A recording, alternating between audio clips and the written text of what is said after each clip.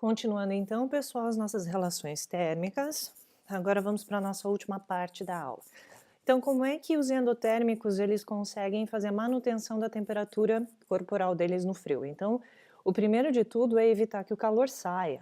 Essa que é a grande questão. Então, eles produzem bastante calor, tem uma alta taxa metabólica, e aí então eles evitam essa perda de calor para o ambiente. Como?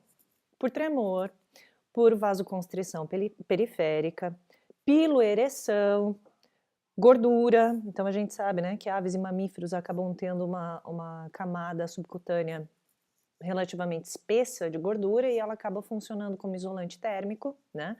Muitos animais eles vivem em tocas em regiões muito frias, muitos hibernam, então dormem quase todo o inverno. E aí no caso, diferença de mamífero e ave, mamífero tem pelo, aves têm penas, né, que acabam auxiliando nessa manutenção da temperatura.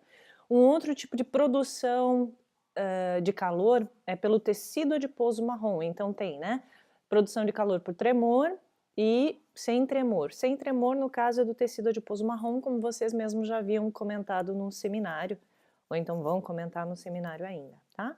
Muitos animais também vão para o sol para lagartear, outros acabam fugindo do frio, migram, como é o caso de muitas aves, certo?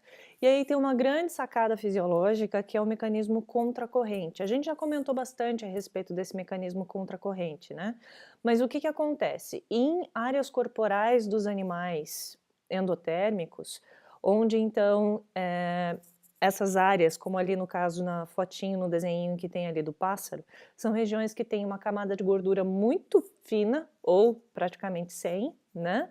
Não tem muita musculatura ali também e não tem pelo, não tem pena ali. Então o que acontece? A temperatura corporal interna do animal está quente, certo? Ali no caso, no nosso exemplo da ave, a gente sabe que a ave ela tem uma temperatura corporal até mais alta do que os mamíferos, então ali vai 40, 41 graus Celsius, certo? Então a temperatura basal corporal dela é essa. E aí o que acontece é, o sangue ele desce quente para os membros, e aí o ambiente está gelado, e ele não tem proteção nessa região ali dos pés, eles não têm proteção contra essa perda de calor, tá? Então o sangue ele desce quente, ele vai subir gelado. E aí como é que esse gelado não vai esfriar a temperatura corporal interna dele, se o sangue ele sobe gelado? Então é isso que é o mecanismo contracorrente, tá? Então sempre vai ter ali artéria do lado de uma veia. A artéria, ela vai conduzir o sangue quente, vejam ali na imagenzinha que tem a variação da temperatura, olha só. Então, ali, o sangue ele tá descendo lá no comecinho do membro, indo então, pensando que tá descendo do corpo para o membro, tá? Então ele tá descendo a 40 graus Celsius. E aí do ladinho tem uma veia que o sangue pobre em oxigênio tá subindo, tá? Então ela vai passar o calor para essa veia que está ali do lado. E essa veia que está ali do lado, nessa altura ali bem próximo da região interna, né, do comecinho ali da perna dela, tá 36 graus Celsius. Aí o sangue ele continua descendo, como já transferiu um pouco de calor ali para a veia que está do lado, então já está 30 graus Celsius.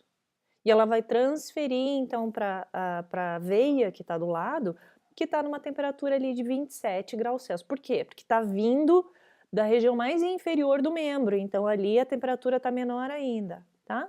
Então percebam o seguinte, quando o sangue ele vai descendo, o sangue rico em oxigênio ele vai descendo, ele vai transferindo calor para a veia que está do lado, tá?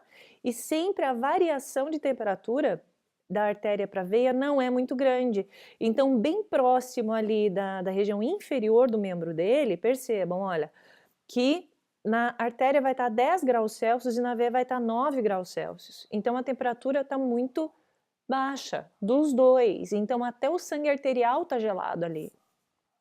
Então, acaba evitando, esse mecanismo contracorrente, ele acaba evitando que o animal ele perca calor para o ambiente.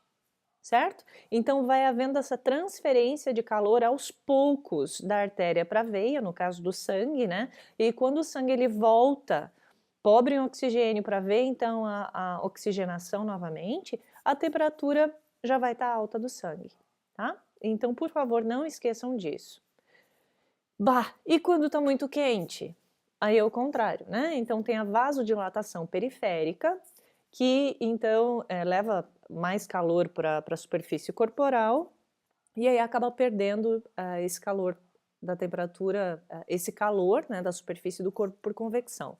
Que mais? A gente sua, no caso dos mamíferos, né? Então acaba perdendo calor por ali também. No caso, por exemplo, de cachorros, que eles acabam não suando, né? Eles não têm glândulas sudoríparas, eles então ficam colocando a língua para fora, né? E respirando forte. Então, essa é uma característica, então eles acabam perdendo o calor por ali, tá? Os elefantes, eles ficam movimentando as orelhas. E aí, então, movimentando as orelhas, ele acaba movimentando o ar ali perto e perdendo, então, calor por convecção também, tá? Os camelos, quando está muito quente, eles têm pelos de cobertura mais grossos, que aí, no caso, evita a radiação, né? Então, diminui a quantidade de calor que entra no corpo. E assim como tem animais que em regiões muito frias vivem em tocas, evitando o frio, muitos acabam vivendo em tocas durante o dia, evitando então o calor muito extremo, né? E também tem animais, como por exemplo os marsupiais, que eles ficam dando uma lambidinha de boas no pelo e aí então acaba dando uma refrescadinha. Certo, pessoal? Então o nosso conteúdo era esse, certo? Olha ali, dá para ver o cachorro então fazendo esse mecanismo para perder calor para o ambiente, né? E ali também a gente está vendo, olha que bonitinho, o elefante então fazendo o flapping, né? As orelhas, movimentando as orelhas, tá bom? Aqui então, gente, está o estudo dirigido para vocês darem uma estudada boa a respeito do conteúdo e verificar o que é que vocês precisam estudar mais, certo?